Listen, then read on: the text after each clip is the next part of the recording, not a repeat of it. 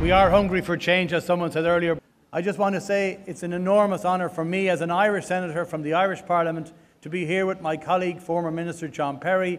And it's a fantastic honour for me to share a platform with so many far more important dignitaries than me, such as Rudy Giuliani, Joe Lieberman, John Baird, and to be here with Maryam Rajavi and so many very famous politicians and members of the US military and other military who are here, who travel long distances to be here to support you and the Iranian people right across the globe, and particularly those back in Iran.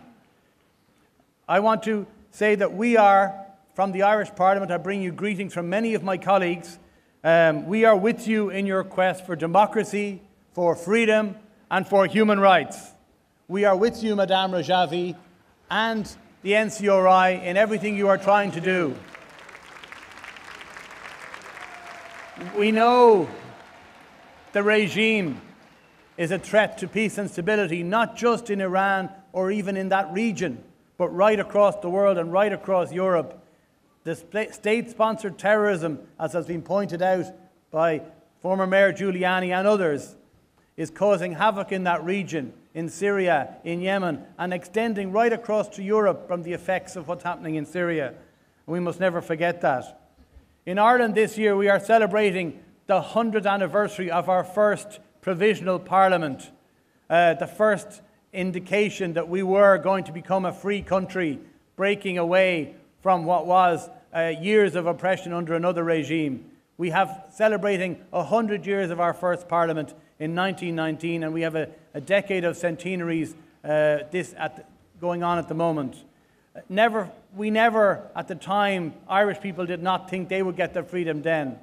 Last week I was with the NCRI in Berlin, and I was at the Brandenburg Gate with Patrick Kennedy and Miss Betancourt and others.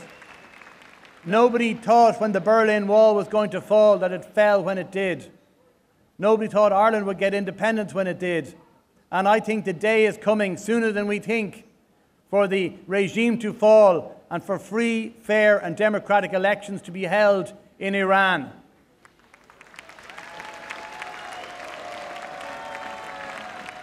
I want to congratulate all of you on what you are doing here in Ashraf 3, and we saw everything that was going on in terms of the exhibition, the sheer horror. We have seen Auschwitz, things that happened in the past. This is what is still happening. It is happening in Iran. It is happening now. They are trying to silence it.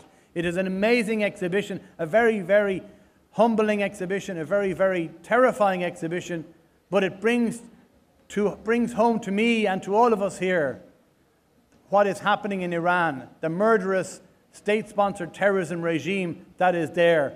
And we must get rid of that regime. As a world, as a global world, we must, all of us, do everything we can to bring to an end this vicious, dangerous regime that is not allowing its own people to have freedom of association, freedom of thought, and freedom of expression.